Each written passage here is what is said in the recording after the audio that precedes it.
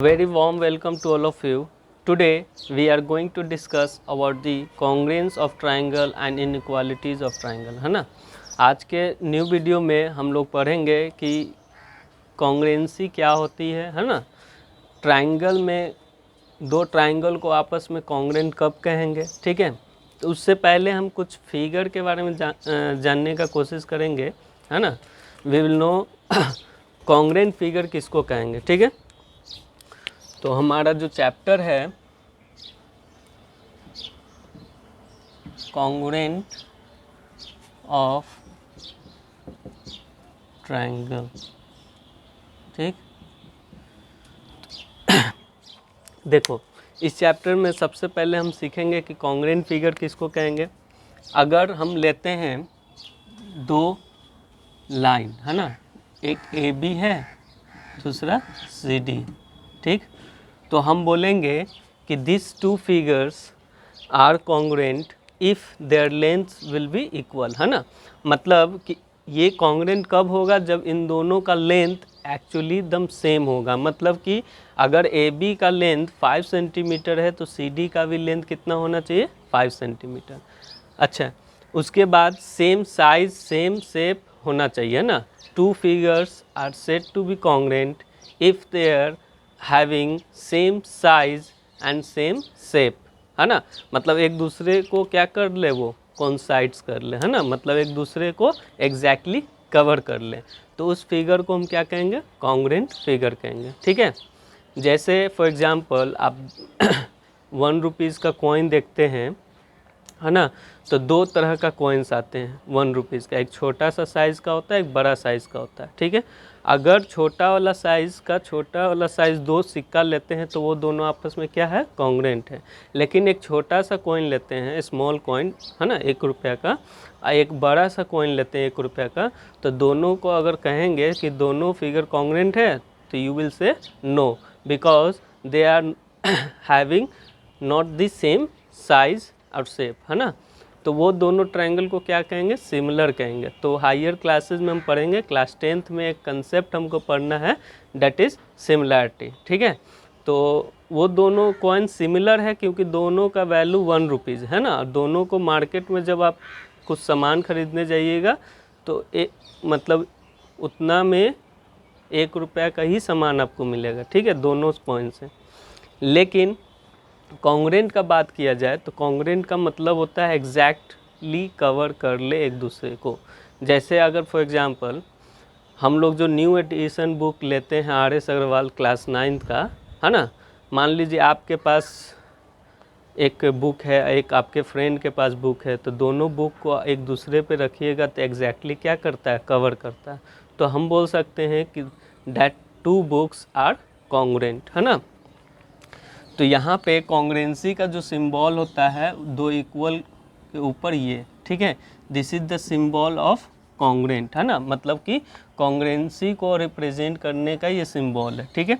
तो हम लिखेंगे ए बी, ठीक, is congruent to C D, ठीक। If length of A B is equal to length of C D, ठीक। तो उसी तरह एंगल में भी हम कह सकते हैं, जैसे मान के चलो कि ए ओ और बी हमारा एक एंगल है, दूसरा एंगल है डी ओ एफ, या नाम दे दो डी ई एफ, ठीक है। तब हम क्या बोलेंगे कि angle A O B is congruent to angle DEF if measurement of AOB is equal to measurement of DEF। मतलब कि दोनों का मेजरमेंट अगर इक्वल होगा तभी हम जाकर इन दोनों एंगल को क्या कहेंगे कि दोनों एंगल आपस में कॉन्ग्रुएंट है, ठीक है। तब हम लोग मूव करते हैं अब कि कॉन्ग्रुएंट ऑफ ट्रायंगल किसको कहेंगे, है ना।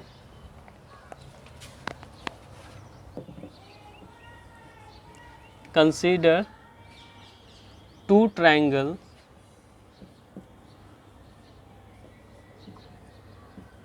ABC and DEF। ठीक है, हमने दो ट्राइंगल्स को कंसीडर किया, एक का नाम ABC रखा, दूसरे का नाम DEF रखा। ठीक, अब हम डायग्राम बनाते हैं। ABC and second is DEF। ठीक, एग्जैक्ट तो दिख नहीं रहा है ना सेम साइज़ का, लेकिन मान के चलो कि सेम साइज़ का। ठीक है, अब इस कंडीशन में देखो कि कॉन्ग्रेंट किसको कहेंगे, उससे पहले हम लोग कुछ सीखेंगे कि करस्पॉन्डिंग पार्ट्स किसको कहते हैं, है ना। करस्पॉन्डिंग साइड्स किसको कहेंगे, करस्पॉन्डिंग एंगल्स किसको कहेंगे, ये सीखना है। ठीक है, अगर हम यहाँ पे कंसीडर किए दो ट्राइंगल है जिसमें पहला हमारा AB साइड जो है EF के इक्वल है, BC जो साइड है DEF के इक्वल है, और AC जो साइड है वो DE के इक्वल है। ठीक है, ये डायग्राम समझ में आया। हमने क्या किया, दो ट्राइंगल को कंसीडर किया ABC एंड DEF। पहला जो ट्राइंगल है उसमें AB जो लेंथ है वो EF के इक्वल है। ठीक है, हम यहाँ लिख देते हैं साइड में, AB जो है वो इक्वल है किसके, EF के। ठीक, उसके बाद BC जो है वो किसके इक्वल है, DF के, एंड AC जो इक्वल है वो है DE के। ठीक है, ये तो समझ में आ गया कि हम जो गिवन था वो लिख दिए।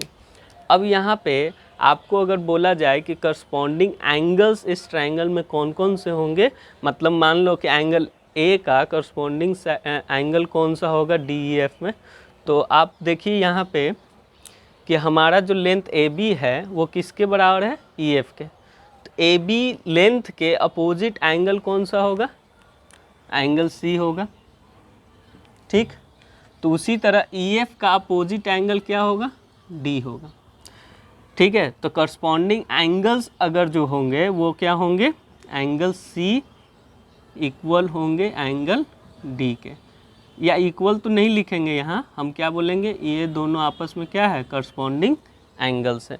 मतलब एंगल C जो है एंगल D के क्या है, करस्पॉन्डिंग एंगल्स है। बात समझ में आ रही है, मतलब जो करस्पॉन्डिंग साइड्स होंगे उसके अपोजिट एंगल्स हमारा क्या होगा, करस्पॉन्डिंग एंगल्स होगा। ठीक है, अब यहाँ पे बहुत बच्चे लोग क्या करते हैं ना कि सामने सामने देखकर करस्पॉन्डिंग एंगल्स बताते हैं। ठीक है ना, जैसे यहाँ पे एंगल A और एंगल D को क्या कर देंगे, वो करस्पॉन्डिंग एंगल्स बोलेंगे, B और E को क्या बोलेंगे, करस्पॉन्डिंग एंगल्स बोलेंगे, C एंड F को क्या बोलेंगे, करस्पॉन्डिंग एंगल्स बोलेंगे।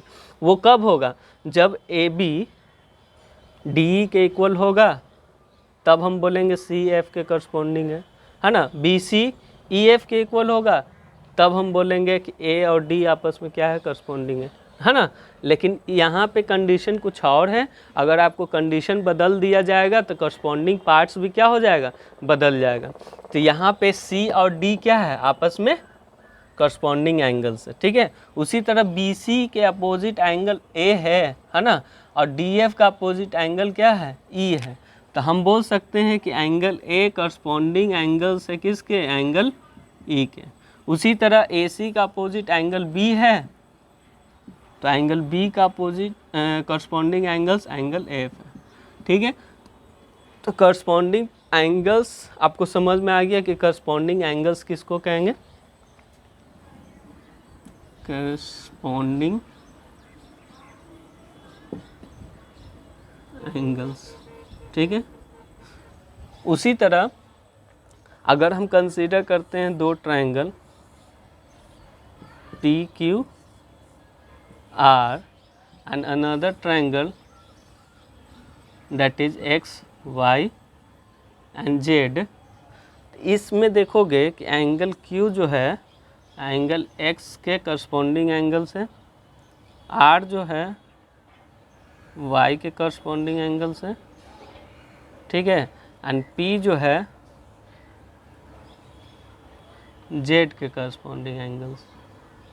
ठीक, ध्यान से देखोगे मतलब एंगल Q जो है वो किसके करस्पॉन्डिंग है, एंगल X के, एंगल आर जो है वो किसके करस्पॉन्डिंग एंगल्स है, एंगल वाई के। एंगल पी जो है वो किसके करस्पॉन्डिंग एंगल्स है, एंगल जेड के। ये करस्पॉन्डिंग एंगल्स दिया हुआ है, ठीक है। तो हमको बताना है कि करस्पॉन्डिंग साइड्स किसका किसका होगा। तो देखोगे कि एंगल क्यू का अपोजिट साइड्स कौन सा है, पी आर। तो पी आर और यहाँ पे एक्स का वाई जेड है ना। तो हम लिखेंगे कि पी आर किसके करस्पॉन्डिंग है, पी आर किसके करस्पॉन्डिंग है, वाई जेड के, है ना। उसी तरह पी क्यू जो है वो किसके करस्पॉन्डिंग होगा, एक्स जेड के। तो हम क्या लिखेंगे, पी क्यू जो है वो करस्पॉन्डिंग साइड से किसके, एक्स जेड के। उसी तरह पी जो है पी जो एंगल है वो जेड के करस्पॉन्डिंग एंगल से। तो हमारा क्यू आर जो होगा, क्यू आर वो क्या होगा, करस्पॉन्डिंग साइड्स होंगे किसके, एक्स वाई के, ठीक है। तो आपको आई थिंक क्लियर हो गया होगा कि corresponding angles and corresponding sides किसको कहते हैं, ठीक है। एक हम लोग को एप्रीप्रिएशन यूज करेंगे, डेट इज CPCT। अच्छा, CPCT का फुल फॉर्म क्या होता है, corresponding parts of congruent triangles. इसका फुल फॉर्म क्या होता है, लिख देते हैं, याद कर लेना है इसको, आगे बहुत काम करेगा, ठीक है। Corresponding parts of congruent triangles, ठीक है। Corresponding parts of congruent triangles, CPCT, ठीक। अब हम लोग मूव करते हैं, कंडीशन बोलो या क्राइटेरिया बोलो, है ना, types of condition requirement for the congruent of triangle. मतलब कि हमारे पास टोटल 5 कंडीशंस होते हैं या 5 क्राइटेरिया होते हैं या 5 प्रॉपर्टीज़ होते हैं जिसके कारण हम दो ट्राइंगल को क्या कर सकते हैं, कॉन्ग्रुएंट प्रूव कर सकते हैं। तो मूव करते हैं उस टॉपिक पे, ठीक है।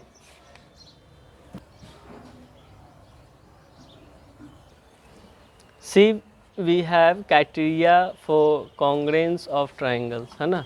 तो देयर आर 5 क्राइटेरिया, है ना, टू मेक ट्राइंगल्स कॉन्ग्रुएंस, है ना। तो सबसे पहला जो क्राइटेरिया है वो है हमारा साइड एंगल साइड। इसका फुल फॉर्म होता है साइड एंगल साइड, ठीक। तो साइड एंगल साइड क्राइटेरिया में मतलब दो ट्राइंगल को, 2 ट्राइंगल्स आर कॉन्ग्रुएंट इफ, है ना, 2 sides are equal including 1 angle, है ना। हम इसको अगर डिफाइन करना होगा तो हम लिखेंगे 2 triangles are congruent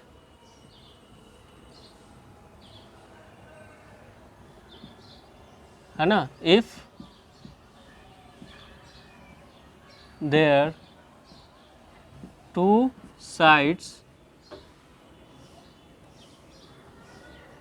sides including 1 angle are correspondingly equal, ठीक। दिस इज द डेफिनेशन, है ना, कि दो ट्राइंगल्स आपस में कॉन्ग्रुएंट होंगे कब, जब 2 साइड और 1 एंगल आपस में करस्पॉन्डिंगली इक्वल होंगे, ठीक है। For example consider a triangle ABC and another triangle that is PQR, है ना। इसमें अगर हम लेते हैं AB is equal to PQ, PR is equal to AC, तो इंक्लूडेड एंगल ये बीच वाला होगा, ये होगा, है ना। इन दोनों के इक्वल साइड्स के बीच वाले एंगल को हम लोग इंक्लूडेड एंगल या इंक्लूडिंग एंगल कहते हैं, ठीक है। तो लिखते कैसे हैं ये ध्यान दो, in triangle ABC and P Q R. ठीक, हमारा ए बी जो है वो इक्वल है किसके, पी क्यू के। ठीक, एंगल ए जो है एंगल पी के इक्वल है, ए सी जो है वो पी आर के इक्वल है। तो ये मान के चलो कि ये हमारा गिवन था। ठीक, therefore triangle A B C is congruent to triangle P Q R. ठीक, तो कंडीशन लिखेंगे साइड एंगल साइड क्राइटेरिया से। देयरफॉर हम लिख सकते हैं remaining parts of congruent triangles are equal, मतलब कॉरस्पॉन्डिंग पार्ट सिपिसिटी से हम क्या लिख सकते हैं कि बी सी जो हमारा है वो क्यू आर के इक्वल हो जाएगा, एंगल बी जो है वो एंगल क्यू के इक्वल हो जाएगा, है ना, एंड एंगल सी जो है वो एंगल आर के इक्वल हो जाएगा। और ये कंडीशन दे देंगे सी पी सी टी से। ठीक, तो ये हमारा पहला कंडीशन हुआ जिसको हम यहाँ पे आपको बताएं कि डेफिनेशन क्या होगा और किस तरह हम लोग इसको प्रूफ करेंगे। अगर ये गिवन नहीं है तो हमको निकालना होगा, है ना।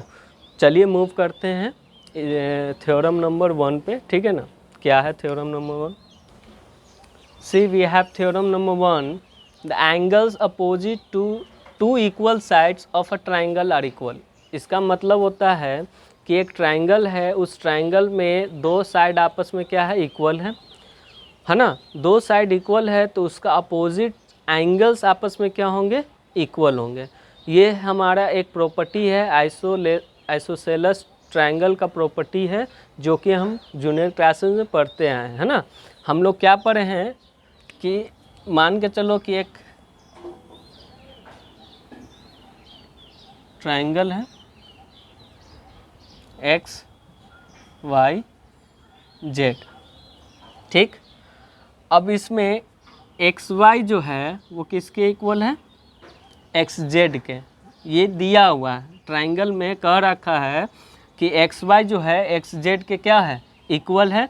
तो हमको ये बताइए कि इसका अपोजिट एंगल्स भी आपस में क्या होगा, इक्वल साइड्स के अपोजिट एंगल्स भी आपस में क्या होगा, इक्वल होगा। तो इक्वल करने के लिए हमको ये प्रूफ करना है ना। तो प्रूफ में हम आते हैं तो पहले हम करते हैं सॉल्यूशन में गिवन लिख देंगे क्या दिया हुआ है ना। और ट्रायंगल एक्स वाई जेड दिया हुआ है ना, जिसमें एक्स वाई जो है वो बराबर है किसके, एक्स जेड के। ठीक है, दिस इज गिवन। तो प्रूफ क्या करना है, टू प्रूफ हमको ये प्रूफ करना है कि एंगल जो है, एंगल y जो है वो बराबर होगा किसके, एंगल z के। तो कुछ कंस्ट्रक्शन कर लेते हैं। कंस्ट्रक्शन में हम क्या करते हैं कि एक परपेंडिकुलर गिराते हैं x वर्टेक्स से। ठीक है, मान के चलो यहाँ पे P लिख लेते हैं, है ना। ड्रॉ XP, है ना। हमने क्या किया, एक XP को ड्रॉ किया, है ना, and angular bisector of X, है ना। मतलब XP जो ड्रॉ किया वो एंगुलर बाइसेक्टर किसका है, X का है। तो ये हमारा क्या होगा, एंगुलर बाइसेक्टर क्या करता है, एंगल X को इक्वली क्या करता है, डिवाइड करता है। तो हम लिख सकते हैं such that angle Y X P is equal to angle Z X P, लिख सकते हैं कंस्ट्रक्शन से। Now we are going to proof, है ना। तो प्रूफ में कंसीडर करो इन ट्राइंगल, ठीक है, X Y P and X Z P,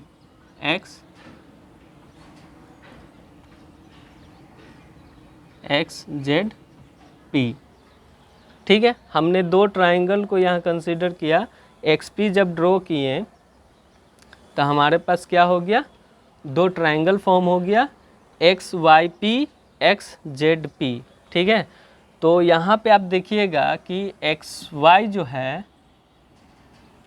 वो इक्वल है किसके, एक्स जेड के, ये पार्ट हमारा गिवन है, इक्वल साइड्स दिए हुए हैं। ठीक है, उसके बाद angle Y X P is equal to angle Z X P, ये कहाँ से आया बाबू, कंस्ट्रक्शन से आया।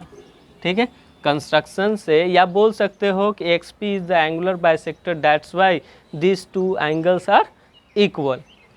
उसके बाद आप ये बात तो लिख सकते हैं कि एक्स पी बराबर है दोनों में, है ना, मतलब कि एक्स पी दोनों ट्राइंगल में आता है, तो इसको हम एक टर्म देते हैं डेट इज कॉमन। क्या देते हैं, common. Therefore triangle X Y P is congruent to triangle X Z P, लिख सकते हैं। तो आप बताइए कि कौन सा कंडीशन हुआ, side angle side, side angle side. जो पहला हम कंडीशन पढ़े, जो पहला क्राइटेरिया पढ़े, उस क्राइटेरिया के आधार पे हमने ये लिख दिया कि triangle this and this are congruent. तो यहाँ कंडीशन लिख देते हैं साइड एंगल साइड, जिसको लोग सास भी बोलते हैं। ठीक है, तो ये हो गया। अब यहाँ पे तुम बताओ कि इसका जो रिमेनिंग पार्ट्स होगा कॉन्ग्रुएंट ट्राइंगल का, वो क्या होगा, आपस में इक्वल होगा। तो हम लिख सकते हैं एंगल y जो बराबर होगा किसके, एंगल z के। और ये कैसे हो गया, तो आप लिखिएगा CP/CT से। ठीक, हेंस इट इज प्रूव्ड, है ना। तो हमारा थ्योरम नंबर 1 कंप्लीट हो गया। चलो मूव करते हैं नेक्स्ट क्राइटेरिया पे, that is angle side angle criteria. See, we have second criteria. In this we can say that ASA, that is angle side angle. तो angle side angle किसको कहेंगे, कब कहेंगे, ये कंडीशन कब यूज होगा, तो दो ट्राइंगल, है ना, इसका डेफिनेशन देखते हैं। Two triangles are said to be congruent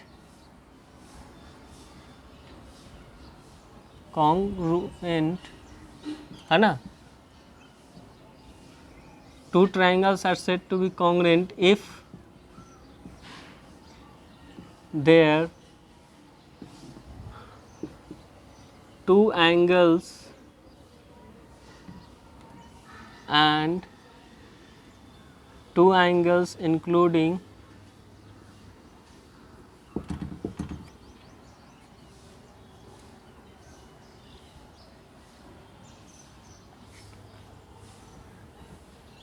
if there are two angles including one side correspondingly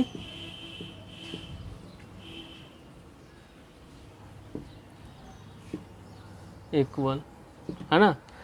तो कंसीडर करो दो triangle ABC and second is DEF। ठीक है, दो ट्राइंगल को हम कंसीडर कर रहे हैं, एक का नाम ABC लिया, दूसरा का नाम DEF लिया। तो इस कंडीशन में हम लिखेंगे in triangle ABC and triangle DEF।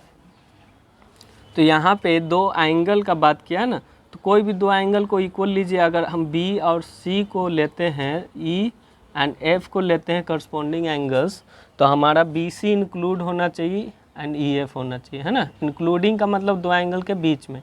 तो हम लिखेंगे कि angle B is equal to angle E, BC is equal to EF and angle C is equal to angle F। तो ये हमारा मान के चलो यहाँ पे गिवन था। देयरफॉर हम लिख सकते हैं triangle ABC is congruent to triangle DEF। तो ये कहाँ से आ गया, तो एंगल साइड एंगल क्राइटेरिया से। देयरफॉर इसका रिमेनिंग जो एंगल्स होंगे या साइड्स होंगे वो आपस में क्या होंगे, angle A is equal to angle D हो जाएगा, है ना। ए बी जो हो जाएगा वो डी ई के इक्वल हो जाएगा, एंड ए सी जो है वो डी एफ के इक्वल हो जाएगा। तो ये सी पी सी टी से, ठीक। तो इस तरह हम लोग एंगल साइड एंगल को लिखेंगे, ठीक है। Now we are going to move on third condition, that is angle angle side criteria, ठीक है। टू ट्राइंगल्स आर कॉन्ग्रुएंट, ठीक, if there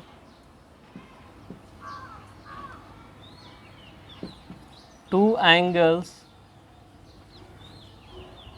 and one sides are correspondingly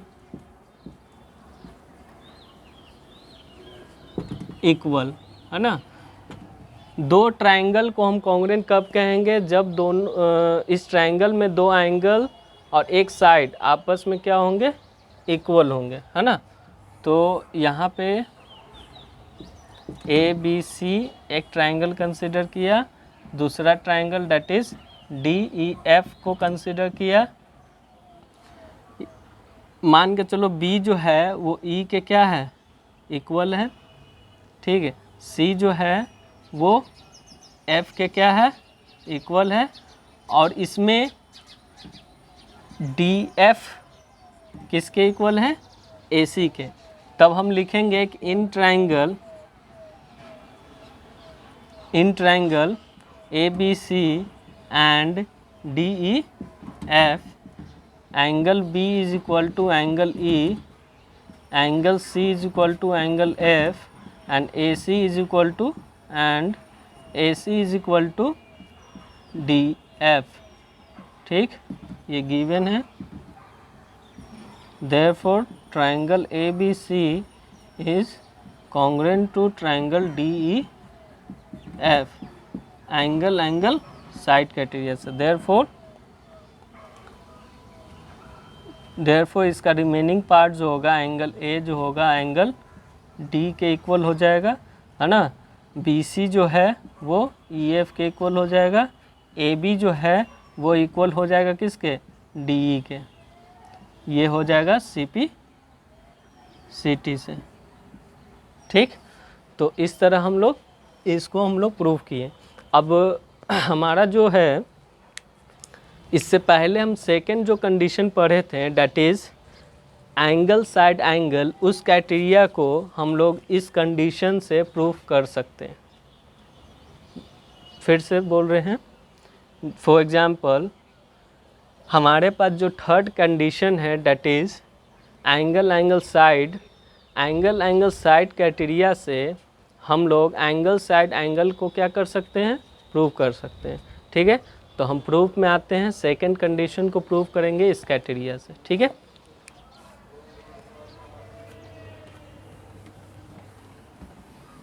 second condition that is angle side angle by third condition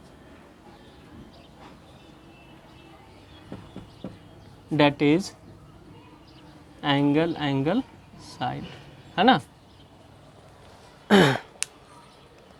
ध्यान से देखोगे हम क्या बोल रहे हैं, हम लोग प्रूव करने जा रहे हैं सेकेंड कंडीशन को, that is angle side angle को, किस कंडीशन से, एंगल एंगल साइड कंडीशन से। तो कंसीडर करेंगे कि हमारे पास दो ट्रायंगल हैं, एक ए बी सी है, दूसरा क्या है, डी ई एफ है, ठीक। हमको थर्ड कंडीशन के हेल्प से सेकेंड कंडीशन को क्या करना है, प्रूव करना है ना। तो थर्ड कंडीशन तो गिवन होना चाहिए, डैट इज़ मान के चलो कि ये एंगल आपस में क्या है, करस्पॉन्डिंग एंगल्स, और बी सी जो साइड है वो किसके इक्वल है, ई एफ के। ये गिवन होना चाहिए, है ना। तो गिवन में हम लिख देते हैं, क्या लिखेंगे कि angle A is equal to angle D, ठीक, angle B is equal to angle E and B C is equal to E F, ठीक है, इट इज़ गिवन, है ना, angle side criteria. To proof,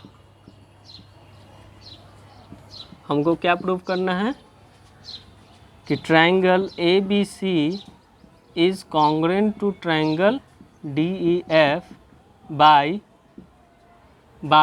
angle side angle criteria से, ठीक। तो angle side angle criteria से prove करने के लिए सबसे पहले हमको एक एंगल ऐसा लेना होगा जो दो एंगल, मतलब एंगल को प्रूव करना होगा कि दो इक्वल साइड बीच में आ जाए, है ना, सेंटर में आ जाए। तो इस कंडीशन में हम लिखेंगे, प्रूफ में आते हैं, since we know that the sum of the angles of a triangle is 180 degree होता है।